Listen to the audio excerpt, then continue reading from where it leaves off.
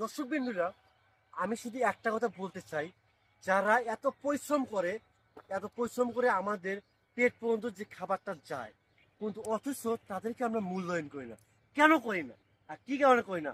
শুধুমাত্র যাদের টাকা পয়সা আছে, যারা কোট টাই পরে আছে, তাদেরকে মূল্যায়ন করা হয়। কেন? এরা যেমন এই যে জমিটা আছে, এই জমিটাতে যদি সেচ না দেয়, এই জমিটাতে কি ফসল হবে? কখনো না।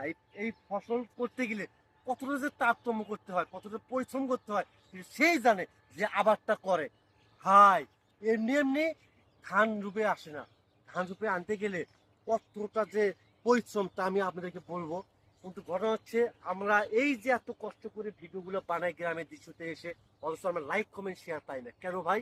এই যে আমরা এআই দিয়ে যারা ভিডিও বানাই, তাদেরকে অনেক অনেক লাইক করে, তারা তো এক ক্লিকে করে। আমরা করবো ন্যাচারাল প্রকৃতির ভিডিও। এই ভিডিওগুলা সবার মাঝে তুলে ধরবেন, যেন সবাই দেখতে পারে এত সুন্দর পরিবেশ। এই আমার বাংলা, সোনার বাংলা, এই বাংলা হারিয়ে যাচ্ছে দিন দিন, বিলুপ্ত হয়ে যাচ্ছে এআই যুগে আসে। কেন? আমি চাচ্ছি এই এআই যুগে যেন আমি আপনাদের এই যে পরিবেশটা আছে, ন্যাচারাল যে পরিবেশটা, এটা আমি আপনাদের মাঝে তুলে ধরে রাখতে চাই। অবশ্যই আপনারা আমাকে সাবস্ক্রাইব করবেন, ভালোবাসা দিবেন, ফলো করবেন, ইনশাল্লাহ।